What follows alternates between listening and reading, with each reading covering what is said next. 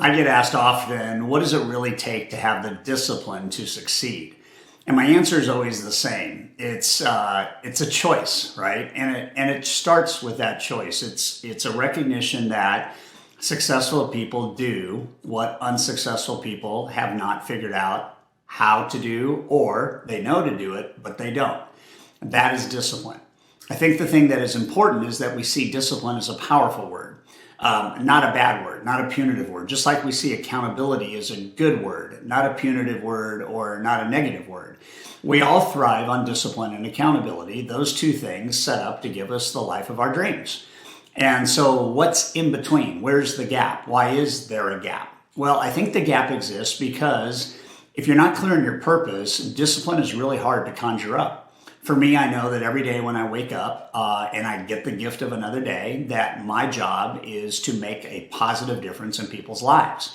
When I have to look at the discipline of going on a bike ride when it feels easier to stay in bed, or when I have to look at the discipline of eating the right food when it seems like a really great sweet dessert would be really cool right now, when I have to go through the discipline of making sure that I check in with my wife and that our marriage is on track.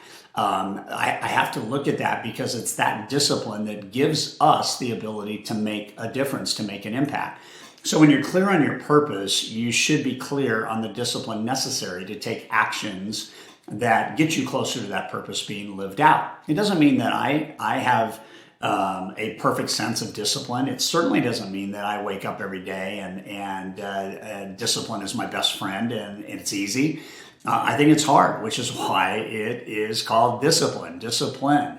It's this idea that I only have a couple of choices on what to do with my time. And one is to make a positive contribution to whatever the business looks like and whatever the life looks like, and to have a discipline to balance those two things out.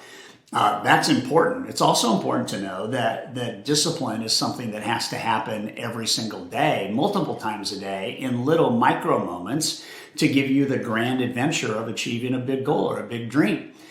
We learned this last year from James Clear at Sales Mastery on Atomic Habits. We learn it every day that we feel like breaking with a habit. And I don't know about you, but it's like when you have a series of days where discipline has been your friend and you feel unstoppable, the last thing you want to do is not deploy discipline again in the next moment or the next day or, the next week. And so discipline is the mother lode. And I think the more of it you have, the more of it you get, which is why it's so powerful.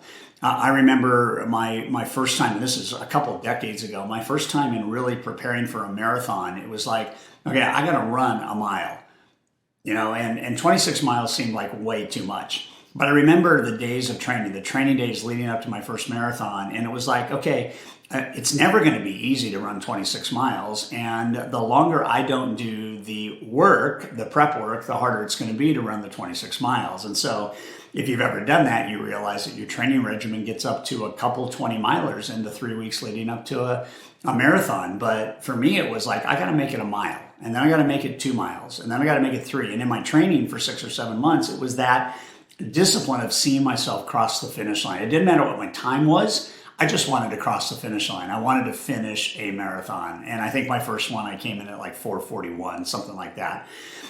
But my point is, it started off small, just like any discipline. I can't lose 30 pounds by having discipline tomorrow. But if I have discipline for 30 days, I can probably lose 2 or 3 or 4 pounds, and then the rest kind of catches up with you, right? Jim Rohn used to talk about there's 2 big pains in life. One is the pain of discipline, and the other is the pain of regret. And I think that without discipline, we have regrets. We would like do-overs. We would like, I wish I could, instead of I'm glad I did. That's the kind of stuff that happens when we're thinking about what does discipline actually do.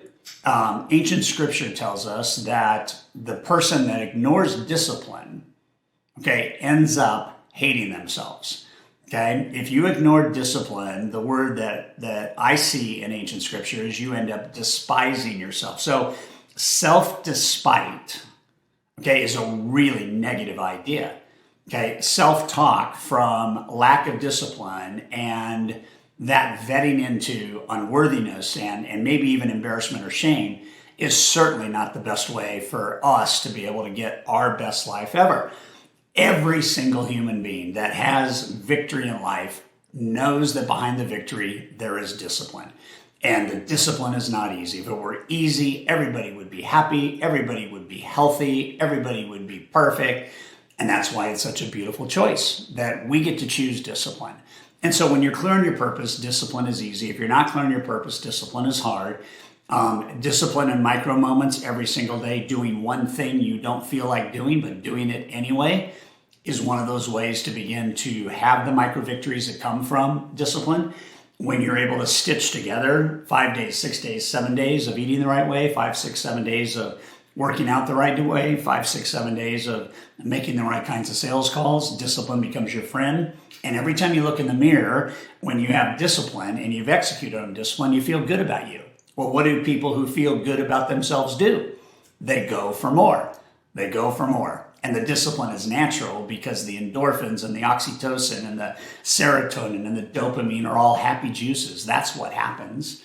So my comment to you, and what I'd really like for you to understand, is that accountability, which leads to discipline, involves you being clear on your purpose, and it most likely will involve somebody on the sidelines who's a cheerleader for you, reminding you of what you've promised to do today. And it's beautiful when those things come together, because then discipline is natural. It's, and the more you have it, the better your results, and the better your results, the healthier your self-esteem, and the healthier your self-esteem, the more discipline you have. That's the loop. Okay? Enjoy. Make sure you're a person of discipline and accountability.